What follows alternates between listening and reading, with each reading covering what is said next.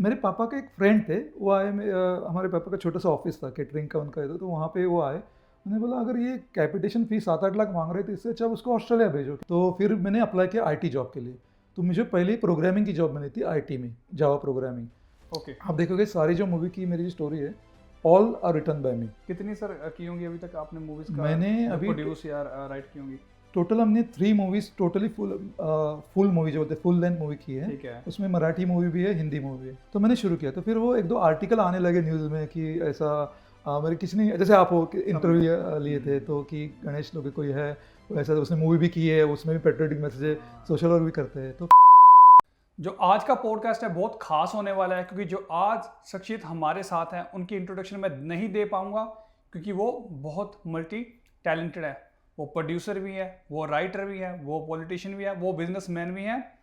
तो बाकी चीज़ें उनसे ही सुन लेंगे, पूरी इंफॉर्मेशन मैं नहीं दे पाऊंगा जैसे बोला। तो वेलकम करते हैं गणेश लोके जी का, जो कि अभी इलेक्शन में खड़े हुए थे।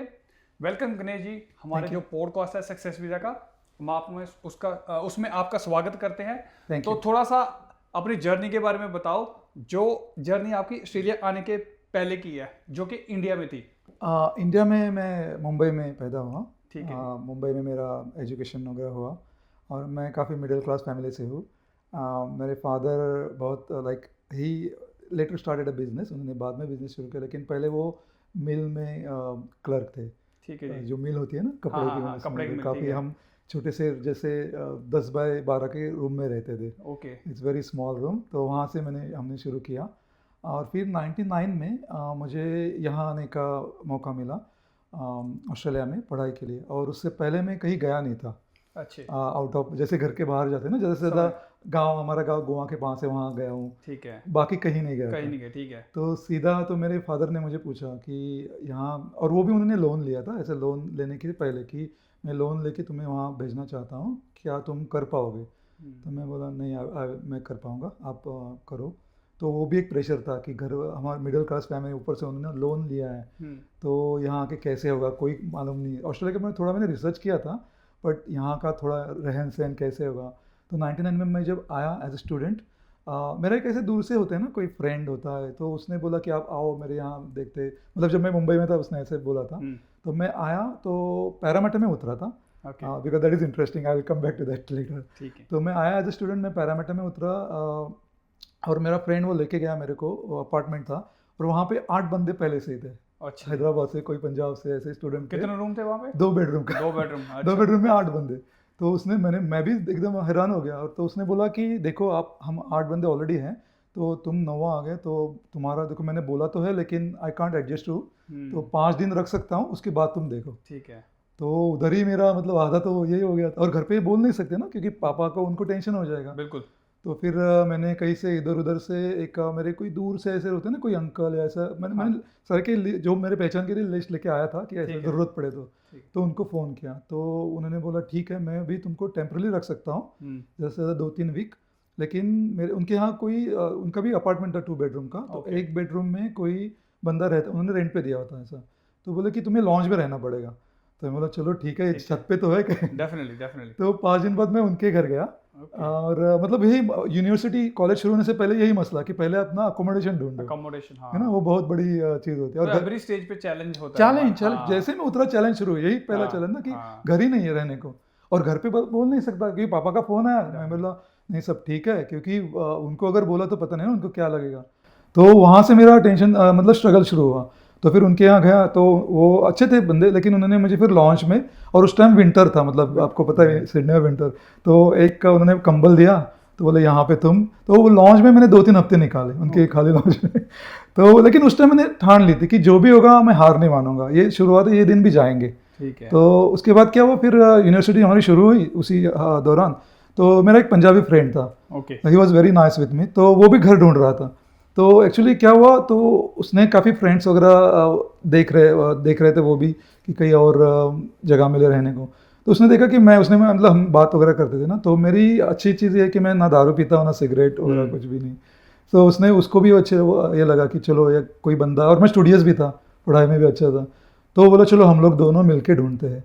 फिर हमने दोनों ने मिलके एक जगह ढूंढी। वो उस टाइम रेंट था 150 पर वीक एशफील्ड में, और वो भी 1 BHK था, ऐसा, या 1.5 BHK ऐसा कुछ। तो आप 2 लोग रह रहे थे? 2 लोग रह रहे थे, 75 और वो भी सब ऐसे ही बोरो, मतलब टीवी नहीं, कुछ भी नहीं घर में, फर्नीचर नहीं, बस सोने को था। बस सोने का था ऐसे ही। वो फिर हमने चलो कुछ तो है, ऐसे हमने 6, और जॉब नहीं था उस टाइम, 6 महीने 5 या 6 महीने कोई जॉब नहीं, हम ढूंढ रहे थे कहीं। फिर मैंने एक जॉब मिली, वो भी मुझे याद है, पहली जॉब मुझे मिली वो किचन हैंड में थी।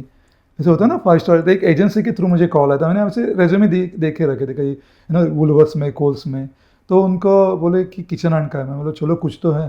तो वो 5 स्टार होटल था, तो वहाँ पे मेरी पहली जॉब किचन हैंड की थी। अच्छा। तो मैं वहाँ पे गया और मुझे कोई एक्सपीरियंस नहीं, कुछ भी नहीं। तो पहले तो वो 4 डिश आए, वो उनका कुछ था ना, डिश वॉशर रहता है बड़ा, डिश वॉशर रहता बड़े वाला, हाँ, बड़े वाला, तो उसमें मैंने वो 4 डिश रखी। मुझे लगा उतना ही, फिर आती गई बड़े वाले में यही रहता है। बाप रे, वो 4 घंटे पता नहीं, मैं हालत खराब हो गई मेरी।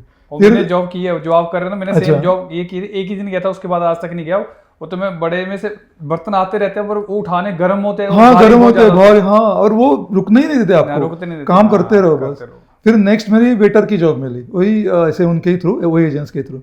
तो वो भी की, लेकिन वो भी मुझे ठीक से नहीं आती थी, क्योंकि वो ऐसे जाना पड़ता था ना, तो एक बार मैंने गिरा दिया था, मुझे याद है। तो एजेंसी ने मुझे भेजा ही नहीं फिर आगे। फिर ऐसे करते, फिर पार्ट टाइम में मुझे किसी ने बोला कि उस टाइम सिक्योरिटी की स्टूडेंट को अलाउ होता था, अभी पता नहीं, शायद रूल चेंज हो गया, टफ है ना। तो मैंने वो कोर्स किया सिक्योरिटी का, वो कुछ 4-5 दिन का कोर्स रहता था। मैं बोला चलो कुछ जॉब नहीं तो ये करते, तो उसमें लकीली मुझे फिर सिक्योरिटी में जॉब मिली। लेकिन वो भी कैसे था कि पहले यूनिक करो, मेरा शेड्यूल रहता था, सुबह 5 बजे उठो, और यहाँ पे क्या फ्रेंड अपना बनाएगा नहीं, आप सब, मतलब कभी वो बनाता है कभी मैं, तो खुद का बनाओ, फिर जाओ यूनि में। 8 बजे आप निकलो ट्रेन से, पैरामीटर से ट्रेन जाती थी, फिर 9 बजे यूनि पहुँचो, 9 से 1 बजे तक हमारा ये रहता था। फिर घर आओ, फिर खाना बनाओ, फिर 5 बजे जॉब के लिए निकलो, 6 बजे जॉब रहती थी वुलवर्स में, वो भी न्यूट्रल बे वगैरह के, 6 से 12 बजे। यूनिवर्सिटी कहाँ पे थी आपकी? सिटी में थी, चार्ल्सटन यूनिवर्सिटी का मार्टिन कॉलेज के साथ ये था, ठीक है। कुछ उनका एफिलिएशन था। तो जो मार्टिन कॉलेज का कैंपस है ना सिटी में, ऑक्सफोर्ड स्ट्रीट पे है शायद, अभी नंबर में, तो वहाँ पे हम लोग डेली जाया करते थे। तो यही शेड्यूल था, 9 से 1 यूनि, फिर आओ खाना बनाओ, फिर शाम को जॉब। और उस टाइम कार वगैरह कुछ नहीं, ट्रेन से जाओ। कंप्लीट कितना करते थे जॉब अपनी रात को? 12 बजे 12 बजे कंप्लीट करके, फिर रात को ट्रेन नहीं होती थी, आपको पता होगा उस टाइम ट्रेन शायद 12 बजे लास्ट ट्रेन होती थी, फिर बस से आना पड़ता था। फिर बस में आना पड़ता आते आते 1 बज जाता था, एशफील्ड में हम रहते थे, वो बस से 1-1.5 बज जाता था, फिर सो जाओ, फिर 5 बजे उठो। ये स्केड्यूल मैंने तकरीबन 4-5 साल, यही स्केड्यूल था मेरा। मतलब मेरे साथ में, सच बोल रहा हूँ, मेरे साथ जो बंदे थे कॉलेज में, तकरीबन 30% बंदे वापस चले गए, क्योंकि कुछ तो बहुत अमीर घर से थे, है ना, जैसे फैक्ट्रीज, उनके फैक्ट्रीज वगैरह थे, एकदम अमीर घर से, वो गाड़ी से आते थे, वो बोलते हम ये करेंगे नहीं, पार्ट टाइम जॉब कौन करेगा, घर से मंगवाते थे। लेकिन फिर भी जो यूनिक का था, वो सब है ना, प्रेशर होता है। बिल्कुल बिल्कुल। और मेरा ये था, उल्टा हो गया, मैं बोला अभी ये भी करना है, और ऊपर से पापा ने जो लोन लिया था, वो तो हमें, मतलब फेल नहीं हो सकते ना, मतलब आप, एक इसमें कहावत है, मुझे किसने बोला था कि आप वापसी के दौर काट दो, जो होते हैं ना मराठी, इसमें बोलते हैं कि आप कोई पहाड़ पे चढ़ रहे हो तो भूल ही जाओ कि वापस जाना, भूल जाए वापस जाना, तो वो दौर मैंने काट दिया, वापस नहीं जाना, जो भी हो जाए, कुछ भी जाए। तो मुझे फर्स्ट सेमेस्टर में, मुझे आज भी याद है, मुझे वो कॉलेज के प्रिंसिपल ने बुलाया था, मुझे तीनों इसमें डिस्टिंक्शन मिला था। अच्छा। हाँ, मेरे मार्कलिस्ट आज, क्योंकि वो इतना डरा हुआ था ना कि ये भी करना है, लेकिन मैं करता था, जब भी टाइम मिले, वीकेंड में टाइम मिलता था, मैं पूरी पढ़ाई करता था। और मुझे लोगों ने, मतलब दोस्त होते हैं ना यार, जॉब करके नहीं हो पाएगा, फेल हो जाओगे, तो उस डर से मैं और ज़्यादा पढ़ाई की, और तीनों में डिस्टिंक्शन है। फिर मुझे थोड़ा पहले सेमेस्टर का थोड़ा ये हुआ, चलो कंफर्टेबल जोन में आ गए, डेफिनेटली। फिर धीरे धीरे, और फिर ऐसा कुछ उस टाइम ये सोचा ही नहीं था कि यहाँ पे रुकेंगे, यहाँ पे PR मिलेगा, मुझे पता ही नहीं था सच में। मुझे ये था कि डिग्री कंप्लीट करनी है और वापस जाना है अपना, मतलब पिताजी को हेल्प करनी है यहाँ पे, या इंडिया में कोई जॉब अच्छी देखेंगे, या बिजनेस करेंगे, ऐसा था। लेकिन फिर पता चला कि PR मिलता है उस टाइम पे, थोड़ा अभी भी है शायद, हाँ जी अभी भी है। तो फिर मुझे परमानेंट वीज़ा के लिए अप्लाई किया, फिर IT में जॉब मिली, फिर धीरे धीरे बिजनेस शुरू किया, लेकिन मेरा फिर पैशन था। तो यहाँ पे एक स्टॉप करके ये पूछना चाहूँगा, जो आपका ऑस्ट्रेलिया आने का मकसद था स्टूडेंट वीज़ा पे, तो डिसीजन किसका था? आपके घर वाले आपको भेजना चाहते थे कि आपका खुद का मन था? नहीं, वो भी एक अलग स्टोरी है। क्या हुआ उसके, एक्चुअली मेरी जो बुक है ना, एक परस्यूट ऑफ ड्रीम्स करके नॉवल है, वो आप पढ़िए, उसमें लिखा है, मेरे को ना, I was very studious student, तो I was trying to get into degree. लेकिन इंडिया में आपको पता है कि डिग्री के लिए या तो आपको 85-90% चाहिए, अगर मुंबई में आपको चाहिए तो, और बाहर जो जाते हैं ना स्टूडेंट, उनको पता है सारे इंडिया को, तो उनको कैपिटेशन फी भरनी पड़ती है। तो मुझे एडमिशन मिल रहा था बाहर गाँव, जैसे कोल्हापुर, सोलापुर, महाराष्ट्र में, और वो मांग रहे थे कैपिटेशन फ़ी 5 लाख 10 लाख। उसी टाइम क्या हुआ, एक मैंने फिर डिप्लोमा किया। After that, after year 12 I completed diploma in computer technology, जो पॉलिटेक्निक डिप्लोमा होता है ना, इंजीनियरिंग। वो एक्चुअली 3 साल का, वो एक्चुअली मुझे बहुत टफ लगा रादर देन डिग्री है। It was very tough. जैसे वो डिग्री होता है ना, आईआईटी लेवल का होता है। तो वो मैंने कंप्यूटर टेक्नोलॉजी की इंजीनियरिंग की वहाँ पे। और फिर क्या हुआ, मैं डिग्री के लिए ट्राई कर रहा था, लेकिन मुझे मिल नहीं रहा था मुंबई में, क्योंकि क्या होता है, ओपन कैटेगरी से आता हूँ मैं। ओपन कैटेगरी में या you have to have like 85-90%, और मुझे लग रहा था कि 90 मिलेंगे, लेकिन पता नहीं क्या हुआ, उस टाइम मुझे नहीं मिले वो उतने परसेंट। I was around 70%। तो वो भी था, मैं कुछ महीने में डिप्रेशन में गया था कि यू एक्सपेक्टेड 90 और आपको 70 आए। पता नहीं क्या हुआ ना। और रीचेकिंग के लिए आप डालो, फिर भी पता नहीं क्या होता है अगर नहीं मिले। तो वो मैं बहुत टेंशन में था। तो मैं वहाँ पे गया था, तो मैंने ऐसे ही पूछा था कि ये कैसे हो गया। मैं साईं बाबा बिलीव करता हूँ। और तो मेरे पापा के एक फ्रेंड थे, वो आए, हमारे पापा का छोटा सा ऑफिस था, केटरिंग का उनका था। तो वहाँ पे वो आए, उन्होंने बोला अगर ये कैपिटेशन फी 7-8 लाख मांग रहे थे, इससे अच्छा उसको ऑस्ट्रेलिया भेजो, क्योंकि उनका कोई भांजा था ऑस्ट्रेलिया में। I was his still my friend, Neelraj नाम था उसका। तो बोला वो वहाँ पे है, तो आप उसको इंक्वायरी करो, वो 5-7 लाख आप वहाँ पे भेजो ना, बाकी तो वहाँ पे वो शायद जॉब से आप कर लोगे। तो that was the start. Then मेरे पापा ने मुझे पूछा, तो माइंड में आ गई वो चीज़। तो माइंड में आ गया। तो मैंने रिसर्च की, फिर ऐसा नहीं कि मैंने रिसर्च किया, मैं बोला फिर इंक्वायरी की, मतलब हाँ स्टूडेंट आते हैं यहाँ पे और पॉसिबल है। तो मैंने फिर सोचा कि नहीं, चलो ऑस्ट्रेलिया चलते हैं। हाँ, it's better to spend 7 lakh in Kolhapur, is better to. उस टाइम 7 लाख थी फीस, अभी तो बहुत बढ़ गई। तो 7 लाख भी नहीं थी, आई थिंक 30 लाख वगैरह थी। तो वो जो लोन का, बाकी तो हमने जैसे जॉब वगैरह करके था। 7 लाख तो उन्होंने अपने लोन लिया था। तो वो वहाँ से शुरू हुआ फिर। अच्छा, कि चलो ट्राई करते तो हैं। पापा ने को माइंड में आ गया, तो उसने डिस्कस किया, बस ऐसे चलते अपनी गाड़ी चलती रही। फिर हाँ, गाड़ी चलती अब रही, यहाँ पे हाँ। आ गए। तो अब ये जैसे आप 1999 में आए हो, देखो उस टाइम पे इंडियंस बहुत कम थे। जी जी। ठीक है, आपने बोला कि आप लिस्ट लेके आए थे। आई थिंक शायद आपको लिस्ट में हेल्प हुई, जैसे आपने बोला कि 2-3 वीक, पहले तो उन्होंने 5 दिन के लिए रखा, फिर उसने 2-3 वीक के लिए रखा, फिर आपके ऐसे कनेक्शन बने एक पंजाबी गाय के साथ, फिर आप उनके साथ शेयर किए। अब जो आपकी जो पहली जॉब आपने मिली, आपने बोला कि 5 से 6 महीने के बाद मिली। जी जी। If I am not wrong, मैंने जो पढ़ा था आपके बारे में, आपने बोला कि आप $500 अपनी पॉकेट में जी लेके आए थे। बिल्कुल सही। तो आपने जो पहले 6 महीने सर वो कैसे निकाले फिर अपने? वो $500 में निकल गए थे, क्या सीन था? नहीं, वही किसी से बोरो करो, फ्रेंड्स थे ना। अभी आप क्या घर से तो बोल नहीं सकते। मैं बोला ना कि जब आया था प्रॉब्लम वही थी कि मैंने ये कैलकुलेशन करके आया था कि फ्रेंड क्या रुकूंगा। जब वो बंदे, अभी वो बंदा still my friend, he is very good person, उसकी भी मजबूरी रही होगी ना। तो उसने क्या हुआ, वो मेरे जैसे फैमिली फ्रेंड होते हैं ना, तो उसने बोला आ जाओ कोई प्रॉब्लम नहीं, हमारे यहाँ रख लेंगे। हाँ, तो कोई आपको खर्चा नहीं है, कुछ भी नहीं है। तो वो हमने कैलकुलेट ही नहीं किया। हमने सोचा कि चलो फीस भरनी है उसके, ये है, फिर हम जॉब करेंगे, बाकी को हम रिकवर कर लेंगे, थोड़ा बहुत ऐसा हो जाएगा खाने पीने का वगैरह। लेकिन जब वो बंदे ने बोला कि 5 दिन के बाद आप रह ही नहीं सकते, तो मेरे पास बहुत प्रॉब्लम है। और 5 जेब में अनएक्सपेक्टेड $500 जेब में, वो भी मैंने ANZ का अकाउंट खोला था, मुझे याद है। ठीक है। तो मैं गया, फिर वो मेरे दूर के ऐसे रिश्तेदार थे, अंकल आप बोलते थे, वो आज भी इज़ वेरी गुड पर्सन। तो वहाँ पे मैं, उन्होंने पैसे नहीं लिए मेरे से। 2 हफ्ते में वहाँ पे रुका, और फिर वो जो वहाँ पे हमने फ्रेंड के साथ मिलके लिया, वो 150 रेंट था। तो वैसे करके फिर किसी फ्रेंड से, जैसे होते हैं ना कुछ रिच भी फ्रेंड थे मेरे, जैसे मैंने बोला, तो उनसे मैंने बोरो किए थोड़े बहुत यहाँ से वहाँ से, ऐसे करते करते वो 5-6 महीने हमने। क्योंकि हमारे टाइम पे ना, जैसे पैसे मैं भी लेके आया था, मैं 1800 लेके आया था। अच्छा। तो 900 की गाड़ी ले ली, 900 का फाइन। अच्छा। तो मेरा ऐसा चला गया। फिर हमारे क्रेडिट कार्ड मिलता था कॉमनवेल्थ से $1000 का, उसके सारे हमने महीना निकल जाता था। हमने ऐसे सर्वाइव किया हम लोगों ने। पर आपकी, जैसे आपने बोला, आपकी डिफरेंट स्टोरी रही है, हमारी भी काइंड ऑफ सिमिलर सी रही है। पर जो आपने बोला कि जॉब आपको मिली एजेंसी के थ्रू, पहले मिली डिश वॉशर की, मतलब किचन हैंड मिली है आपको बेटर की, फिर आप गए सिक्योरिटी में जी। अभी आप बिजनेस कर रहे हो, अभी पॉलिटिक्स में भी हो, मूवीज में भी हो। तो उस जब आपने सिक्योरिटी की जॉब के बाद पहला स्टेप इनमें से कौन सा लिया था? नहीं, मैं आपको पूरी जर्नी बताता हूँ। जैसे मैं स्टूडेंट के लिए, जो आपके स्टूडेंट्स होंगे ना क्लाइंट, तो क्या होता है, इंटरनेशनल स्टूडेंट जब आते हैं ना, अभी मैंने एक, क्योंकि मैं यहाँ पे हेल्प भी करता हूँ, क्योंकि मैंने वो सब फील भी किया है, सब नोटिस किया है कि क्या what we go through as a international student.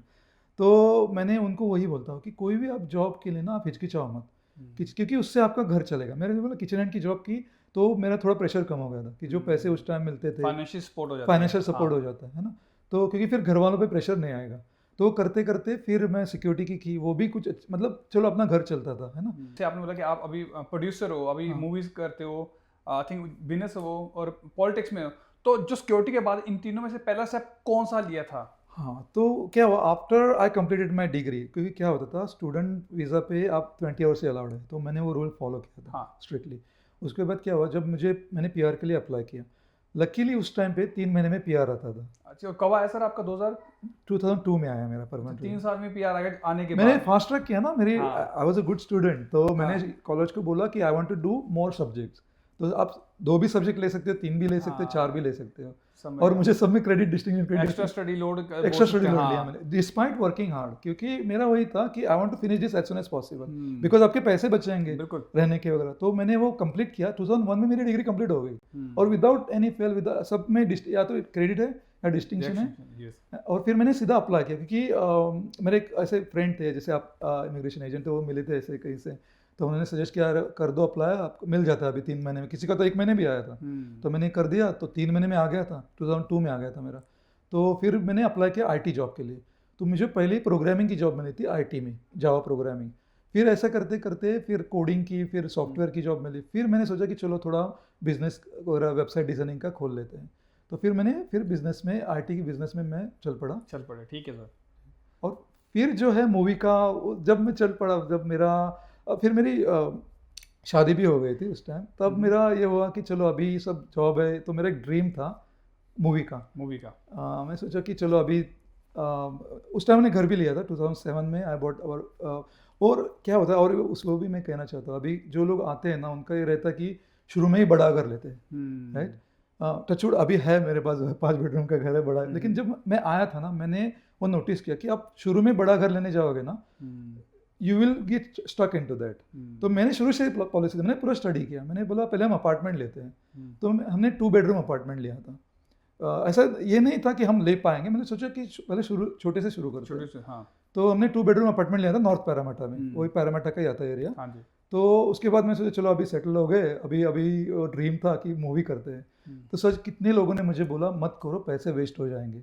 तो मैं बोला यार एक बार ट्राई करता हूँ लाइफ में, अभी मेरा अच्छा चल रहा है, सेविंग के ही पैसे थे, ऐसा कुछ मतलब ये नहीं था। तो मैंने सोचा चलो थोड़ा सेविंग, कुछ ज़्यादा मैंने ऐसा, हिंदी मूवी हमने जो शुरू में की थी वो क्या, और दूसरा मेरा ये था, मैंने स्टोरी जो थी खुद लिखी थी।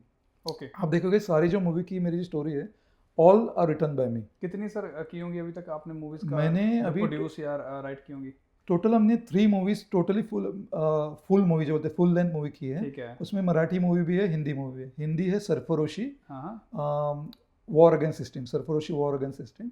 उसमें थे अयूब खान जो बहुत ही फेमस एक्टर है, अरुण बख्शी, मुश्ताक खान, एहसान खान। आप देखोगे वो यूट्यूब पे आ गई है मूवी, हमने मतलब उसके राइट्स भेज दिए थे। तो ये फर्स्ट टाइम कब मूवी प्रोड्यूस की थी सर आपने? हमने की 2014 में रिलीज हुई, 2012 में हमने शुरू की थी। अच्छा, 2 साल बाद। 2 साल हमें लगे, क्योंकि वो भी अलग एक स्टोरी है। That's why I ask you to read that book, the pursuit of dreams. मेरी एक नॉवेल लिखी है। मैं देख रहा था कि आपके ऊपर एक बुक लिखी गई है किसी ऑस्ट्रेलियन ऑथर के थ्रू। जी जी। कोई आपकी स्टोरी के ऊपर, तो क्या सर आप बताना चाहोगे क्या नाम है, ताकि जो ऑडियंस सुन रही है ताकि वो इस चीज़ को पढ़ सके और इंस्पायर हो सके? क्या नाम है उसका, दोबारा बताओगे एक बार? The pursuit of Dreams book का नाम है, परस्यूट ऑफ और ड्रीम्स। ये कहाँ से मिलेगी? ऑनलाइन? ऑनलाइन है, अमेजोन पे अवेलेबल है। आप परस्यूट ऑफ ड्रीम्स गणेश लोके टाइप करोगे गूगल पे, तो लिंक आ जाती है। अमेजोन पे पूरा बुक है।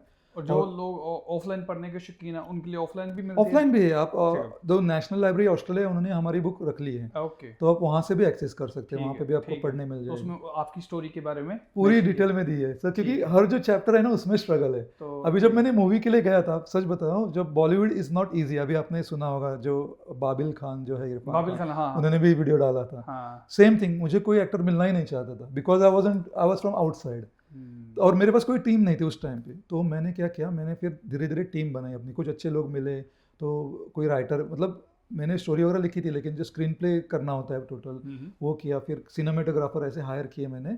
फिर मैं ऐसे करते करते काफ़ी एक्टर्स को मिला। फिर एक अयूब खान जी को मिला। मैं बोला सर मेरे पास ये पैट्रियोटिक स्टोरी है, देशभक्ति के ऊपर है, उसमें मेन लीड रोल आपका रहेगा। तो वो रेडी हो गए। उन्होंने उस टाइम पे, मैं फ़ीस वगैरह नहीं बोलना चाहूँगा, लेकिन उन्हें बहुत कम फीस में वो रेडी हो गए। तो फिर वहाँ से शुरू हुई। और फिर क्या हुआ, एक बंदे को मैंने कॉन्ट्रैक्ट दिया होता, जैसे होता है ना सब कॉन्ट्रैक्टर, हाँ जी, जो क्या बोलते हैं आप, जो सब देखेगा। बिल्कुल, क्योंकि मैं तो ऑस्ट्रेलिया में था, मुझे वहाँ यहाँ से जाना पड़ता था वहाँ पे। बिल्कुल। तो उसका और मेरा एक कॉन्ट्रैक्ट था कि एक इसमें एक अमाउंट में वो कंप्लीट करके देगा। पूरा रिटर्न स्टैम्प पेपर पे कॉन्ट्रैक्ट हुआ था कि इसमें। हमारी लैंग्वेज में इसको ठेके पे बोल देते कि हमने ठेके पे दे दिया, हाँ। बच्चे को इतने पैसे देंगे खुद करेगा। हाँ, मुझे खाली वहाँ जाना पड़ता था हाँ। और सब देखता था मैं, और फिर मैं वापस आता था। और शूटिंग मैं भी वहाँ पे था शूटिंग के टाइम। और उसने क्या किया, फिर आधा शूटिंग हो गया और फिर वो पैसे ही खत्म हो गए। अच्छा। मैं बोला ऐसे कैसे हो गया? बोलते नहीं सर, शूटिंग में लगता है, दिस इज़ बॉलीवुड, और अभी मेरे पास दो चार है, तो या तो आप उसके पीछे कोर्ट में जाओ या फिर खुद ही करो। तो वो उसने बोला खुद करो, तो मैंने फिर बोला ठीक है मैं खुद करूँगा, मुझे मेरा ड्रीम है, I want to complete it. तो मैंने उससे सारा मटेरियल सारा मेरे पास लिया। लेकिन मेरी अच्छी ये बात थी कि जो मेरा स्टाफ था ना वो मुझे जानता था दिनों, क्योंकि उनके पैसे भी उसने पे नहीं किए थे, आधे आधे किए थे आधे नहीं किए थे। अच्छा। तो मैंने उनके सारे आधे पैसे पे तो किए। गड़बड़ी वो सब कॉन्ट्रैक्टर के साथ हुई, बस ये बोल सकते हैं। हाँ, ठीक है। सबको। और बॉलीवुड इज़ नॉट ईजी। हाँ। अगर कोई आउटसाइड से जाता है, अगर आपको जैसे for I am now in Bollywood for like last 15 years, तो अगर मेरे जैसे कोई अच्छा बंदा मिला तो ठीक है। लेकिन 90% लोग तो मतलब वहाँ पे आप बोल सकते हो जो बाहर के, मतलब जो कॉन्ट्रैक्टर है या जो है, वो आपको अच्छे नहीं मिल सकते शायद। तो उसमें क्या होता है, then they try to cheat you in terms of money. In terms of money. वो पैसे ले लेंगे फिर बोलेंगे नहीं हुआ। तभी मैं क्या करता हूँ, मैंने उनसे सारे बंदों को सब कॉन्ट्रैक्ट उनसे ले लिए। जो एडिटर था उसमें मेरा, मैं बोला मैं उनको पैसे दे दिए, मतलब मुझे फिल्म कंप्लीट करनी है, तो सारा मैंने लिया। फिर आयुब खान जी को बोला सर मैं अभी इंचार्ज हूँ, I want to do the shooting. तो वो आए, उन्होंने सारी डेट एडजस्ट की। फिर आधी शूटिंग मैंने पूरी की मेरे अंडर में। मैं गया वहाँ पे, मैंने 2-3 महीने की छुट्टी ली थी, उस टाइम मैं IT में जॉब कर रहा था। तो फिर मैंने छुट्टी वगैरह ली और वो पूरी शूटिंग कंप्लीट की, और फिर मैं वापस आया और 2014 में हमने वो रिलीज़ की। रिलीज़ में भी एक पंदा, आप मूवी बना तो लोगे but it's very hard to release it. तो मैं हर एक थिएटर में गया हूँ। जो मेरा एक एक्चुअली में मेरा जो स्कूल है ना शिवाजी पार्क में, वहाँ पे एक थिएटर है प्लाजा। ठीक है। तो बचपन में मेरी गाड़ी जो स्कूल बस है वहाँ से गुजरती थी। जब आप स्कूल बस से जाते हो तो बच्चे बोलते हैं ना कि अरे देखो। हाँ। तो मैं बोलता था मेरी ना मूवी यहाँ पे एक दिन लगेगी। मैं 7th या 8th 9th स्टैंडर्ड में होता, तो बच्चे मेरा मजाक उड़ाते थे ऑब्वियसली ना। अब तो कोई भी ऐसे बोलेगा। बिल्कुल बिल्कुल। और वो भी एक जैसे चाल में रहते थे उस टाइम, चार्ल्स का कोई छोटा सा मिडिल क्लास लड़का बोलेगा मूवी यहाँ पे लगेगी तो मजाक ही उड़ाएंगे। बिल्कुल सर। तो मैं बोला नहीं, मेरा ड्रीम है यहाँ पे मैं लगाऊंगा। तो मैंने वहाँ पे उस मालिक, जो थिएटर का मालिक था, वो लगा नहीं रहे थे। हिंदी मूवी थी ना वो बेसिकली हिंदी मराठी दोनों लगती है, लेकिन मोस्टली वो मराठी थिएटर था। ठीक है। क्योंकि कुछ थिएटर होते हैं जो मराठी के लिए एक्सक्लूसिव होते हैं। बिल्कुल बिल्कुल। तो मैं उसको मिला, मैं बोला देखो सर मैं यहाँ का ही बंदा हो, ये है मेरी फिल्म और देशभक्ति की फिल्म है। क्योंकि मेरी फिल्म ऐसी ये नहीं होती कोई भी किसी भी, mostly there is a message in it, social पे या पेट्रियाटिक इस पे होती है। तो मैंने उनसे मिला, मैं बोला देखो ये है ट्रेलर, इसमें अयूब खान जी है, देशभक्ति के ऊपर है। तो जो टेररिस्ट अटैक हुआ है इंडिया पे, उस टाइम अटैक हुआ था 26/11, आपको याद होगा, उसके ऊपर मैंने बनाई थी। तो उसको भी अच्छा लगा ट्रेलर, बोला ठीक है लेकिन मैं आपको चार्ज करूँगा इतने पैसे। तो मैं बोला ठीक है चलो डन। वो पैसे दे के मैंने वहाँ पे फिल्म रिलीज़ की। प्रीमियर वगैरह, प्रीमियर हमने अंधेरे में किया था, प्रीमियर भी हमने अंधेरे में किया और बहुत अच्छा प्रीमियर किया।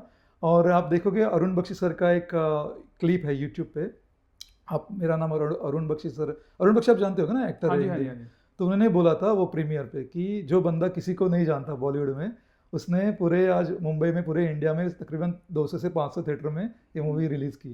It's not a small thing. Of course sir, it's. और वो मूवी के स्टार्ट में मैंने मेरे पेरेंट्स को डेडिकेट किया है कि दिस मूवी, क्योंकि मैं आज जो भी हो या जो भी मैंने मूवी बनाई वो उनकी वजह से, उन्होंने जो संस्कार किए हम पे, या उन्होंने जो ट्रस्ट किया, जो भी उनके एफर्ट्स किए, हाँ। सेक्रीफाइस किया हमारे लिए, वो सब, तो उनको वो डेडिकेटेड है मूवी। तो एक बार दोबारा नाम बताना चाहोगे ऑडियंस को मूवी का, ताकि वो देख सकें? या सरफरोशी द वॉर अगेंस्ट सिस्टम। तो ये सर कहाँ पे, यूट्यूब पे मिल जाएगी? यूट्यूब पे है, आप सरफरोशी वॉर अगेंस्ट सिस्टम टाइप करोगे यूट्यूब पे, या सरफरोशी गणेश लोके टाइप करोगे आ जाएगी मूवी। तो जो बाकी 2 मूवीज थी फिर वो इजी रहेंगी, वो रही होंगी? हाँ, फिर उसके बाद क्या हुआ, जो एक मराठी मैंने की है, एक उसके बाद मैंने ऑस्ट्रेलियन फिल्म भी की, let's change the world. Okay. वो शॉर्ट फिल्म की तरह थी, वो यहाँ पे मैंने शूट वो की। कब रिलीज हुई सर? वो 2016 में रिलीज हुई थी। तो पहली मूवी 2014 में, फिर सेकंड 2016 में, और थर्ड 2017 में शिवरामी सरदार। वो बिग बजट थी एक्चुअली, पहले 2 मूवी से। क्योंकि हाँ।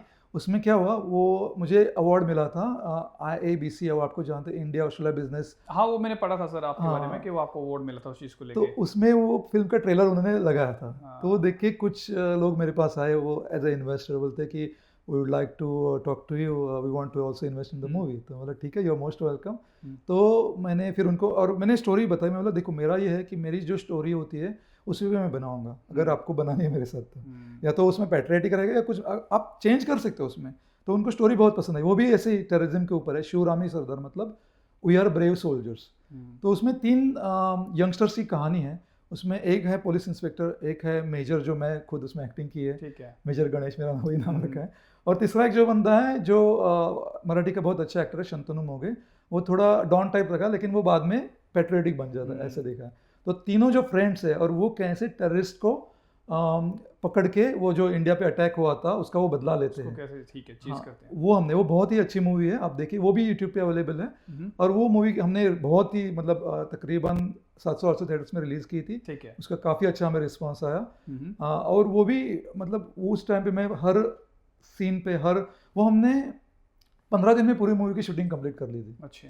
मैं गया था वहाँ पे दिसंबर में, और थोड़ा अप्रैल में भी किया हमने, लेकिन बोलते हैं ना 60 दिन लगते हैं ये हो, लेकिन ऐसा कुछ नहीं। अगर आपके पास पूरा स्क्रिप्ट रेडी है, आपके मैंने पूरा उस टाइम तक मैंने पूरा स्टडी कर लिया था कि कैसी मूवी बनती है। और सबको मैंने उसमें सयाजी शिंदे सर है, सयाजी शिंदे आप जानते हो, is a well known actor, और मराठी के भी काफ़ी वेल नोन एक्टर है। तो वो मूवी भी यूट्यूब पे है, वो भी आप डालोगे मेरा नाम तो वो आ जाएगी। और उसके गाने भी काफ़ी हिट हुए थे। उसमें एक गाना है जादूगरी करके, वो उदित नारायण सर जो है हिंदी के बहुत ही सारे जानते हैं। हाँ, उन्होंने गाया और वो बहुत ही पॉपुलर हुआ था, हिट हुआ था सॉन्ग जादूगरी करके। सारे गाने उसके हिट है, और वो सॉन्ग भी मैंने लिखे थे सारे। नहीं सर, गुड टू सी। आपने बोला कि 2017 तक आपकी 3 मूवीज आई थी जी। तो ऐसा क्या हुआ कि 2017 से लेके अभी तक 8 साल हुए, गैप क्यों?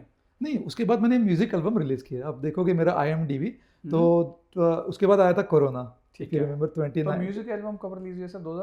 2021 में हुआ, 2022 में हुआ, अच्छा। 2023 में तो हुआ। आप फिर म्यूजिक एल्बम्स की तरफ जी चले जी, गए। फिर मैं हिंदी म्यूजिक एल्बम की तरफ चला गया। क्योंकि क्या हुआ, I am a kind of poet भी हूँ मैं, शायरी लिखता हूँ, कविता लिखता हूँ। तो मेरा ये था कि वो सॉन्ग वगैरह भी हम रिलीज करें। उसमें क्या ज़्यादा एफर्ट्स ये नहीं मूवी के कंपेयर टू मूवी में आपको बहुत ही मेहनत है, बहुत हार्ड वर्क है। सॉन्ग में क्या, मैंने सॉन्ग लिखा, हमने म्यूजिक वो ट्यून भी मैंने ही बनाए थे। जो सॉन्ग मैंने काफ़ी, आप यूट्यूब पे डालोगे ना, और उसका रिस्पांस भी अच्छा है। एक उसकी व्यूज़ है 213,000 व्यूज़ है, मतलब 2 लाख से ज़्यादा लोगों ने वो देखा। दूसरा सॉन्ग का कुछ 155,000, मतलब 1.5 लाख लोगों ने देखा। वो भी ऑर्गेनिक है, मैंने खुद ने लिखा ना कि ऐसे। आजकल क्या होता है कि लोग किसी से लेते हैं फिर खुद ही गाना बोलते हैं। आजकल इजी है, इजी है, you boost it, you will get that views. हाँ, तो उस टाइम पे ऑर्गेनिक व्यूज ना सर, गुड चीज़ है। पर अभी जो आप मूवीज अभी छोड़ रहे हो या मूवीज आ रही हैं अभी आएंगी, क्या सीन है अभी? नहीं, मैं अभी एक मैंने स्क्रिप्ट लिखी है, बट अभी मैं क्या चाहता हूँ कि I want to do it very kind of professionally and very kind of particularly where we can focus on the profits. तो I want to get a studio on board. तो स्क्रिप्ट मेरे पास रेडी है, like, but I want to, जैसे Netflix है ना, Amazon है, सो यहाँ पे अपने डिज्नी है, फॉक्स स्टूडियोज है सिडनी में। तो मेरे पास स्क्रिप्ट रेडी है सारी। तो I am approaching them so we can do collaboration with them, और एक अच्छी मूवी बने जो काफ़ी लोगों तक जाए। क्योंकि मैंने सारा सेल्फ फंड और मेरे इन्वेस्टर के साथ फंड करके मैंने बना के देखा। अभी ये जो दूसरा एक तरीका है कि you have to get the studio on board, it's not that easy, obviously you to convince them. तो that is the reason I am, अभी जो स्क्रिप्ट मैंने किया, आप बोला ना कि 2020 से हम उस पर काम कर रहे हैं, तो अभी 5 साल से वो स्क्रिप्ट पे ही काम चल रहा था। So I want to do it, क्योंकि देखो मैंने अभी मूवी तो हमने प्रोड्यूस करके देखी, 3 मूवी हो गई, 5-6 म्यूजिक एल्बम हो गए। सो मेरा एक ड्रीम तो पूरा हो गया। सो अभी I want to go to the next level where my movie will be release on Netflix और on the like Amazon app, big platform, on the big platform. That is my aim. So work is in progress. So तो अभी जैसे आप movies का कर रहे हो, तो इसके साथ कोई अपना बिजनेस भी है जहाँ से आपको इनकम का सोर्स आ रहा है? जी जी, मेरा IT का है। मैं जैसे वेब डिज़ाइनिंग है, ऐप हमने रिसेंटली एक ऐप लॉन्च की थी, हमारी खुद की कंपनी की भी ऐप है। आप अगर ऐप गूगल प्ले स्टोर पे जाओगे, मेरी इंडोर्स एंटरटेनमेंट मेरी जो कंपनी है उसका ऐप है। वेब डिज़ाइनिंग भी हम करते हैं, एजुकेशन की भी मेरी एक है कंसल्टेंसी है, एक छोटा हम जैसे ट्यूशन्स वगैरह होते हैं ना, वो भी हम लोग करते हैं। तो उसका ऐप भी हम लोग ट्राई कर रहे हैं। जैसे बायजूस था, उस तरह का बहुत पॉपुलर हुआ था इंडिया में। So we're trying to do that. So I'm trying everything like तो आपका जो एक बिजनेस चल रहा है IT का, और आप में साथ में अपना जो शौक है आपका बेसिकली मूवीज या इस चीज इंडस्ट्री में जाना, वो दोनों वो कर रहे हो। तो जो पॉलिटिक्स में एंट्री कैसे हुई फिर आपकी? पॉलिटिक्स का it's a long story, again that's another chapter of आप थोड़ा सा आइडिया दे दे, ऑडियंस को आइडिया हो जाएगा थोड़ा सा। जी। क्या हुआ, जब मैं आया तो मैंने सारी स्ट्रगल देखी। इंटरनेशनल स्टूडेंट या अपने जो माइग्रेंट कम्युनिटी है वो कितने स्ट्रगल के थ्रू जाते हैं, है ना। जैसे पहले आप आते हो, पहले तो आपके यहाँ के कल्चर को एडजस्ट करना है, राइट। फिर आपकी जॉब ढूंढनी है, अकोमोडेशन ढूंढना है। तो मैंने एक ग्रुप किया था फेसबुक पे जैसे अपना है मराठी कम्युनिटी सिडनी है, वो अपने जो इंडियन लोगों के लिए हाँ था। बिल्कुल। तो जो लोग आते थे, मैंने उनके लिए फ्री में हम लोग सेमिनार करते थे ठीक है। कि आप आइए वीकेंड पे, कोई पैरामीटर पार्क में, कोई हम Okay. जगह रेंट पे नहीं थी, कुछ भी नहीं, हाँ पैरामीटर पार्क पे आइए, we will give you free training how to create a resume. और हम लोग वहाँ पे खाना भी लेके जाते थे, समझ तो गया। हम खुद के जेब से सब खाना वगैरह। और अब फिर मैंने एक एनजीओ रजिस्टर किया, उसका नाम है 21st सेंचुरी वर्ल्ड इनकॉर्पोरेटेड, वो काइंड ऑफ एसोसिएशन थी रजिस्टर्ड। तो काफ़ी मैंने ऐसे सोशल वर्क करना शुरू किया। तो पैरामीटर में आप देखोगे काफ़ी होमलेस लोग भी हैं। हाँ बिल्कुल बिल्कुल। तो अब मेरी फेसबुक पेज पे जाओगे ना, गैरी लोके फॉर पैरामीटर फेसबुक पेज है जो रजिस्टर्ड हाँ पेज जी। है। तो उस पर अपने आप फोटो देखोगे तो पैरामीटर में एक है मिशन ऑस्ट्रेलिया करके है, ठीक उनका है। ऑफिस है यहाँ पे। तो उनके साथ हमने कोलैबोरेशन किया। वो लोग क्या करते थे, सैटरडे संडे को जो होमलेस लोग हैं उनको बुला के उनको खाना वगैरह देते थे। तो फिर हम वहाँ पे गए, हमने, क्योंकि हमें पता नहीं था कि वो लोग कहाँ मिलेंगे, क्योंकि मुझे लगा ऑस्ट्रेलिया में तो कोई है ही नहीं homeless, Australia is a rich country, हाँ बिल्कुल। But that is not a fact. हाँ हम सोच के यही आते हैं कि ऑस्ट्रेलिया में तो कोई गरीब होएगा नहीं, सारा तो पैसा हाँ गवर्नमेंट भी देती है अगर कोई। एग्जैक्टली, हाँ नो जी। No, there is other side of it. यहाँ पे कुछ बंदे हैं जो होमलेस है, आप देखेंगे कई यहाँ पे स्टेट। ना पैरामीटर में होता है, हम शाम को कई बार गुजरते हैं, पैरामीटर जो मैकडोनल्ड के सामने पार्क है वहाँ पे उस लाइन लगी होती है रोज वहाँ पे। तो हमें वहाँ से काफ़ी आइडिया मिलता है कि लोग हैं होमलेस में जिनको खाना भी नहीं मिलता खाने को। खाना नहीं मिलता, उनको रहने के लिए जगह नहीं है। तो हम्म। मैंने क्या कि मैं उनको फिर हेल्प करना शुरू की। हम लोग उनको खाना देते थे, चेयर्स वगैरह देते कि आप है ना, कंबल विंटर्स बिल्कुल में, बिल्कुल। वो एज ए सेल्फलेस। मैंने कहा चलो आप जैसे, I wanted to give it to the community, मुझे इस कंट्री ने इतना दिया, बिल्कुल। I am what Want I to am, give it to back. I want to give to हाँ। Back, whether it's our community, Indian community या फिर Australian As long community, as a human. As long as human I wanted to help everyone. हाँ। तो मैंने शुरू किया। तो फिर वो एक दो आर्टिकल आने लगे न्यूज़ में कि ऐसा मेरे किसी ने, जैसे आप हो इंटरव्यू लिए थे, तो कि गणेश लोग कोई है ऐसा, उसने मूवी भी की है, उसमें भी पेट्रियोटिक मैसेज, सोशल वर्क भी करते हैं। तो फिर क्या हुआ 2013 में, सूजी डगलस करके जो है यूनाइटेड ऑस्ट्रेलिया पार्टी, उस टाइम क्या उनको यूनाइटेड ऑस्ट्रेलिया नाम नहीं मिला था, पामा यूनाइटेड नाम था हमारे पार्टी का, because it is led by Clive Palmer, he is a billionaire. तो सूजी डगलस उनकी राइट हैंड हुआ करती थी उस टाइम पे।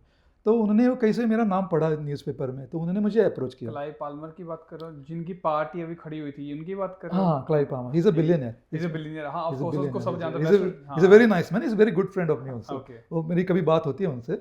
मेरी शुरुआत वहाँ से हुई 2013 में। हाँ। जो सूजी डगलस से उन्होंने मुझे कांटेक्ट, मुझे ऐसे ही फ़ोन आया, तो उन्होंने बोला कि they are launching a party and they want Parramatta से वो कोई ढूंढ रहे हैं, क्योंकि Parramatta is a multicultural community.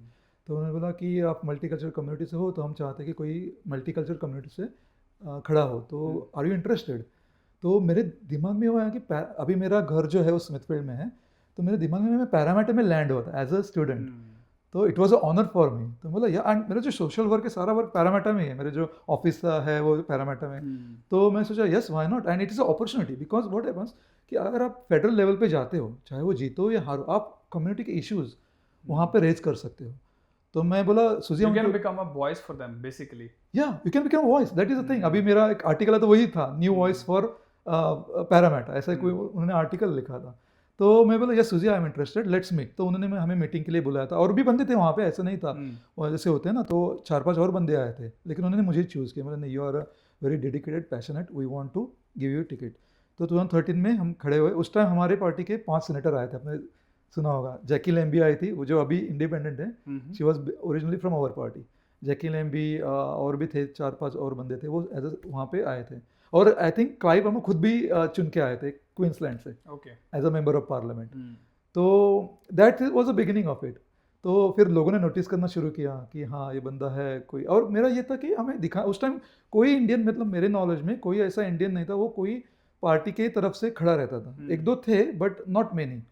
तो मेरा ये था कि we want to stand shoulder to shoulder with everyday Australian. हम भी ऑस्ट्रेलियन ही हैं अभी, लेकिन उनके जैसे गोरे बंदे के साथ हमें भी खड़ा होना है। हाँ, डेफिनेटली है ना। और हमारी कम्युनिटी के जो इश्यूज है वो रेज करने हैं। हाँ। जैसे मैंने एक इशू रेज किया था जो पेरेंट वीज़ा का, आप गूगल करोगे एक आर्टिकल आएगा, SBS से आया था वो। उसमें SBS जब इंटरव्यू के लिए आया था, मैंने बोला था, वो बोले आप क्या इश्यूज रेज करना चाहोगे कम्युनिटी के लिए। मैं बोला जो पेरेंट वीज़ा है, जैसे मेरे भी पेरेंट्स आते हैं जिसका कोई भी नहीं है वहाँ पे, तो पेरेंट्स यहाँ पे आएंगे। अभी का उनकी पॉलिसी क्या है, 3 ईयर वीज़ा है, राइट। तो जिसका कोई भी नहीं है इंडिया में, वो 3 साल के बाद वापस जाएंगे, फिर वो कैसे, मतलब उनके लिए तो प्रॉब्लम है ना। डेफिनेटली। तो मैंने प्रपोज किया था, अगर हमारी पार्टी आती है तो हम 15 ईयर पेरेंट वीज़ा प्रपोज करते हैं, दैट इज़ आवर पॉलिसी। और मैंने क्लाइव के लिए इट वाज हमारे मैनिफेस्टो में नहीं था, मैंने क्लाइव को बोला था कि if you want me to stand I will say this to media and this will be our policy. तो Clive is a very good person, बोला कोई बात नहीं गणेश, बिकॉज उसने माइग्रेंट्स का ही अंडरस्टैंड अबाउट माइग्रेंट्स थिंग्स, तो उसने ओके बोला। फिर वो हमने एसबीएस को भी बोला था। अनफॉर्चुनेटली हमारी पार्टी में पावर में नहीं आई, but it is a beginning. I believe कोई भी पार्टी जब शुरू होती है, जैसे बीजेपी भी थी, यू स्टार्ट फ्रॉम समवेयर ना। 84 में उनके दो बंदे थे, 2 सांसद थे, राइट, 2 एमपीज थे। अभी देखो पावर में आ गए ना, after like how many 25 years। So who knows after 25 years will be in the government, I will be in the government too. है सर, गुड टू सी। काफ़ी इंस्पायरिंग स्टोरी है। देखो $500 लेके आना, किचन हैंड का काम करना, गर्म बर्तन उठाना, बरामदे में सोना कंबल के साथ, और अब यहाँ उस स्टेज पे पहुँच चुके हो जहाँ पे आपको दूसरों का दर्द समझ आता है, तो you can solve those issues with your social work as well as power में आके। तो ये देखो, आप जैसे ये काम कर रहे हो, इसका मकसद पूछने का यही था कि ये कई बार हम ना अपने आप की बाउंड्री सेट कर लेते हैं कि यार मेरे को ये कर रहा हूँ, मैं दूसरा काम नहीं करूँगा। So if you want to do something in life, जो मेरे को आपसे समझ आया है भाई, उसको कर लो, चाहे 2 चीज़ें हैं चाहे 3 है, as long you have a management, you know how the things work. तो आप चाहे 4 काम करो चाहे 5 करो, यू कैन डू इट। तो काफ़ी सर आपकी इंस्पिरेशन जो स्टोरी रही है, काफ़ी लोगों को इंस्पायर करेगी जो स्पेशली मराठी बैकग्राउंड से आते हैं, क्योंकि जो आपकी स्टोरी है ये काफ़ी पंजाबीज़ की रहती है, जो हमारी तरफ के होते हैं कि भाई हमने पहले ये काम कर लिया, ये हमारे पास पैसे नहीं थे, भूखे थे। तो अभी लास्ट में जाने से पहले आप क्या ऐसा कुछ बताना चाहोगे जो ऑडियंस सुन रही है, जो आपको एक लेसन मिला हो अपनी लाइफ में कि भाई मैं ये लेसन पास ऑन करना चाहता हूँ, तो आप क्या है सर? मेरा ये कहना है कि काफ़ी यहाँ पे आते हैं, माइग्रेंट्स आते हैं, राइट, और उनका ये होता है कि कैसे होगा। First thing is believe in yourself, है ना। आप ये मत सोचो कि कैसे होगा, हो जाएगा। और दूसरा, जैसे मैंने कहा कि शुरू में कोई भी काम, मैंने देखे काफ़ी लोग, उनकी बहुत रिजर्वेशंस होती है कि मैं यही फील्ड में काम करूँगा या अपने ही फील्ड में, जैसे मैं आईटी में, मैं अगर वही सोच के रहता आईटी में ही मिलेगी तो मैं रहूँगा, तो फिर प्रॉब्लम हो जाती। तो शुरू में ना कोई भी जॉब आपको मिले, पार्ट टाइम मिले, आप करो, क्योंकि आपका उसमें जो खर्चे हैं वो निकल जाएंगे, राइट। और दूसरा, come out of your comfort zone. जैसे मुझे भी मेरा मूवी प्रोड्यूस करने का ड्रीम था, तो मुझे काफ़ी लोगों ने बोला कैसे होगा, तुम्हारा कोई बैकग्राउंड नहीं है, ऐसे नहीं होता, बॉलीवुड तुमको रिजेक्ट कर देगा, कोई पैसे वेस्ट हो जाएंगे। ऐसे नहीं हुआ, I came out of my comfort zone. और दूसरा क्या, आप 4 चीज़ें करो, but when I do one thing I focus on one thing at a time. तो वो मूवी पूरी शिद्दत से, पूरी डेडिकेशन के साथ किया। ऐसे नहीं, काफ़ी लोग होते हैं ना, मतलब शुरू करते हैं फिर छोड़ देते हैं। हाँ बिल्कुल, ऐसे नहीं करना, प्रोक्रेस्टिनेट नहीं करना है। When you take some project in your hand, complete it. मेरा वही है कि आप करो, और मेरी सारी मूवीज़ रिलीज है, एक भी मूवी ऐसी नहीं है जो रिलीज नहीं हुई है, ऐसा कुछ। सारी मैंने रिलीज़ की। तो वही, कोई भी आप काम करो, चाहे कोई भी फील्ड में हो, आईटी में हो, एजुकेशन में हो, आप कंप्लीट करो, जो भी है हाथ में कंप्लीट करो, पूरी शिद्दत से करो, और work hard. There is no shortcut to hard work. Definitely. अभी touch wood, I would like to say कि मेरे पास लाइक 4 प्रॉपर्टीज़ है इन सिडनी, इन ऑस्ट्रेलिया। तो मैंने रेंट पे दी हुई है 3 प्रॉपर्टीज़ उसमें से। तो but it came out of hard work. वो ऐसे नहीं हुए कि चलो देयर इज। और दूसरा, कोई गलत काम में मत फंसो। वो भी एक स्टोरी मेरे बुक में है। जब मैं स्टूडेंट था, मेरे को ऑफर आए थे ऐसे कि आप गलत होते हैं ना, कुछ आप गलत करो, आपको इतने पैसे मिलेंगे। आई rejected that, I had couple of offers. मैं बोला नहीं, क्योंकि उसमें क्या होगा, कभी जब मैंने सोचा कि बाद में जब कोई होता है आप आगे चल के, तो वो फिर प्रॉब्लम हो जाएगी। लॉन्ग टर्म के लिए सही नहीं है, लॉन्ग टर्म के लिए सही शॉर्टकट मनी है ना, कि एकदम से आ जाएगी, पर it could cause the issues in the long term. तो कुछ ऐसा काम मत करो जो आपको बाद में पछताना पड़े। सिंपल सा फंडा ही है। Exactly. चाहे एक आपके पास 50,000 एक दिन में आ रहा है, इससे बेटर है कि आप 6 महीने ले लो जी, पर ऐसा करो कि सेफ साइड हो, फ्यूचर के लिए भी do in a right way, right. जी जी। So you have to have honesty, hard work, determination, resilience, ये सारी जो क्वालिटीज़ है वो आप में होनी चाहिए। Then you can succeed in your life, in end you can do anything. मेरा वेबसाइट पर देखो, मोटो वही है कि nothing is impossible. Nothing is impossible, so there is nothing impossible, you can achieve anything. Believe in your dreams, आप अपने सपनों पे बिलीव करो, work hard, and the sky is the limit, you can achieve anything. pretty sure sir आपकी जो family आप पे प्राउड कर रही होगी। लोन तो उतार दिया, yes, सोचा कुछ और था कि जाओगे वापस स्टडी करके, बट जर्नी कुछ और लिखी हुई थी आपकी कि अब दूसरे लोगों को हेल्प करना है। Thank you so much Ganesh ji हमारे पॉडकास्ट में आने के लिए और अपना टाइम देने के लिए। Thank you so much, thank you so much.